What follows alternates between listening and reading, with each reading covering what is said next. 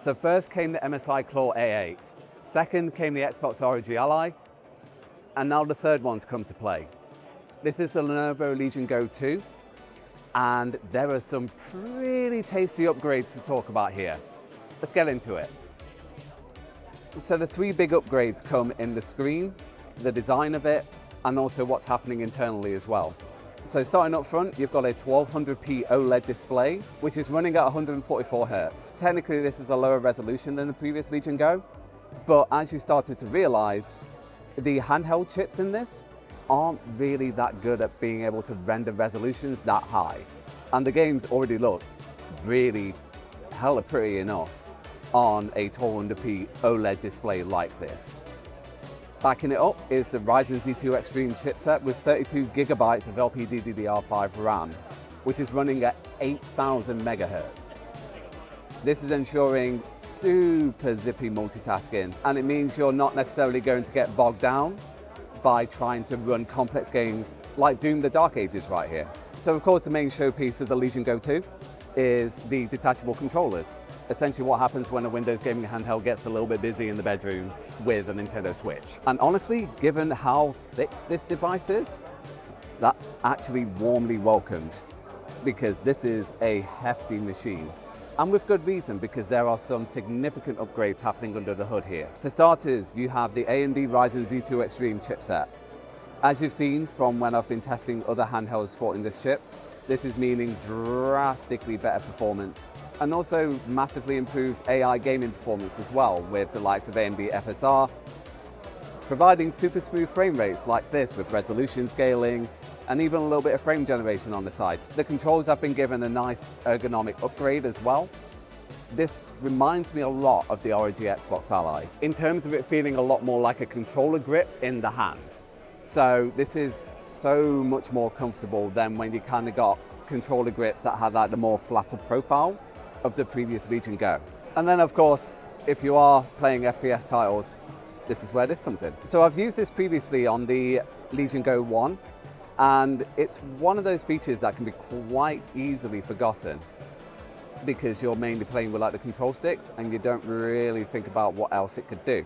However here, especially when you've got a frame rate which is high enough that you could do some pretty good competitive first-person shooting, this could give you like a really good competitive advantage over other people playing on controllers. So of course what this all means with thicker ergonomic controllers, the thicker side profile of the handheld, is it's not necessarily as portable as other handhelds that you can get out there. So for example, the MSI Claw A8 is definitely a lot thinner, and it's definitely a lot lighter than this as well. But also you kind of got to think about that trade-off between portability and good handheld performance and ergonomics. It's got to feel comfortable to play for hours and hours and hours on end. Of course, when you're snapping the controllers off, you need to be able to use the kickstand on the back of the display, and this one unfolds to quite a dramatic angle, around about 110 degrees. And what this essentially means is you can just rest it down, take the controllers off, and play to your heart's content. Flanking the side of this display, you've got your controller pads as well.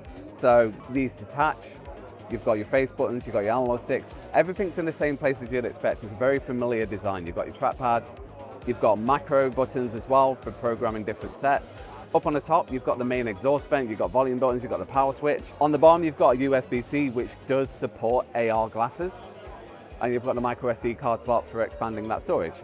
In the hand, it's a hefty device at 920 grams, basically nearly a kilogram. Oh yeah, definitely, like you can just do some bicep curls, feels good. But while Lenovo is throwing everything in the kitchen sink at this, with the Ryzen Z2 Extreme chipset, 32 gigs of DDR5 RAM, super fast PCIe Gen 4 SSD, it's just one problem. This is still running Windows 11.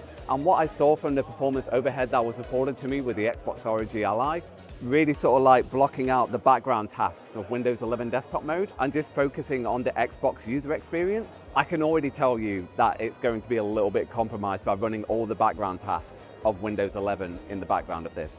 And also, with it being Windows 11, you're getting all of your standard. It's just a bit awkward on an 8.8 inch touchscreen. Don't get me wrong, 8.8 It's definitely a lot better than like the 7 inches that I've tried in the past. But in terms of like navigating around it, the Xbox UI is definitely always going to be way better. In terms of when the Xbox UI is coming, I know at the moment it's exclusive to the Asus ROG Xbox Ally, but I've also been told it should be coming to other Windows handheld devices in 2026. No specific date yet, but watch this space.